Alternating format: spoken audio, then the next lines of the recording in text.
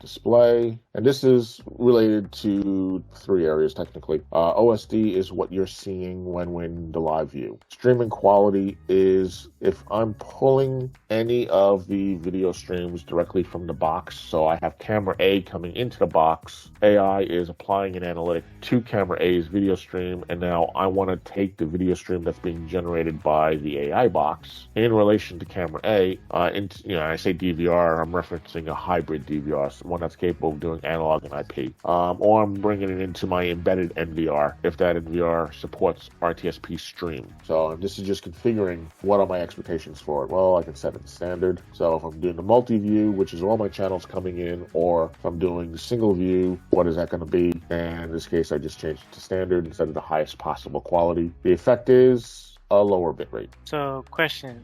Yes. So the Ganz device uses the RTSP URLs from the camera. So when you change these settings right here, it basically changes the live stream from the cameras, right? You wouldn't necessarily have to change the profile. It doesn't change the camera. What it changes is these video streams here. The source is the camera, but it's being reprocessed by the AI box. So this video stream here is actually being generated by the AI box by reprocessing the video stream that's coming in from that camera. And now I can take that video stream and I can pull that into a video management software. I'll go back into Quattro to demonstrate. So anything that I've just done from the AI box does not directly affect the camera itself. It only affects the feed being generated by the AI box. So if I go, I'm in layouts right now, let's go to Mebin. This video stream right here, this is coming directly from the AI box as opposed to the camera itself. So what I'm affecting really is this video stream when I change its quality from high to standard or anything of that nature. It's not a direct effect on the camera. So if you're using the AI box in conjunction with a VMS like I just showed you, I'm bringing in that video stream to monitor it because I'm not using the HDMI output of the AI box. Bear in mind, there's just always multiple ways of utilizing the boxes. And these are just some examples of it. In this case, I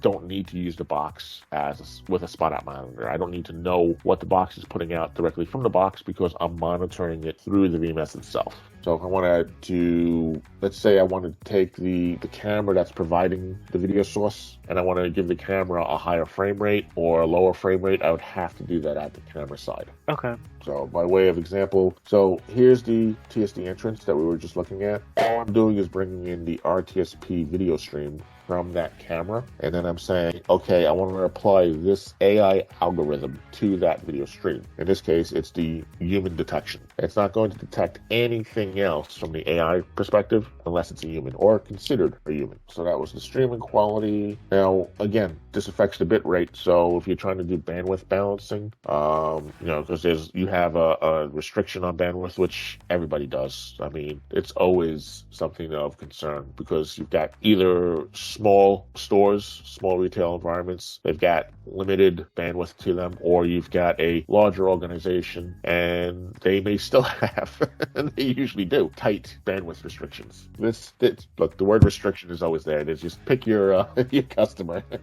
It's always going to be there. So just be aware that if you do utilize the AI box, or I should say the customer utilizes the AI box by way of bringing in its video generated feeds into a monitoring service, typically a video management software platform, you can come into the AI box and you can adjust for the quality of that video feed. If they don't need the highest setting, I mean, we could go to the lowest setting and you can see how that drops down your bitrate. The effect, and again, this is where just being aware of the hows and the whys. If I bring that image back up, we can see it's still H.264, it's still 1080p, but you can start to see a softening of the edges. And you can start to see how we have these lines showing up, just pixelation, artifacting of the image. Now, if the customer is okay with that and it doesn't impact the purpose and intent of that feed, you're good to go. If it does, we'll just come back to the AI box and we can say, okay, let's bring it up. Let's just say standard. You can see our bitrate comes up a little bit more for that. And it'll take a moment to kind of update in here. But what we should notice is these lines will be less prevalent.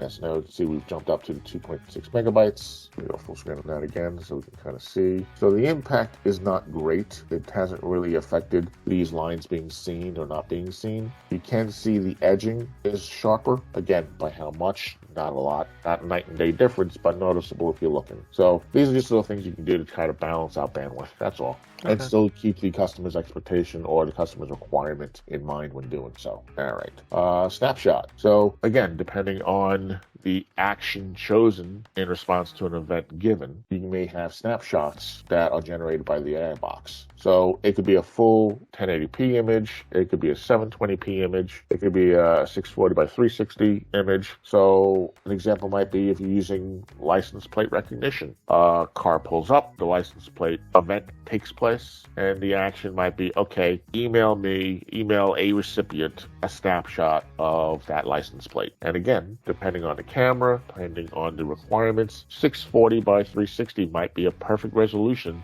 high enough to recognize the license plates, but small enough not to impact storage or bandwidth transmission through the email. And again, they may need a 720 or they may need a 1080p. Flexibility. And it's all about that flexibility because there are multiple potential solutions based on what the pain that the customer is feeling and what they're okay with versus what they really, really want, and finding the balance in between.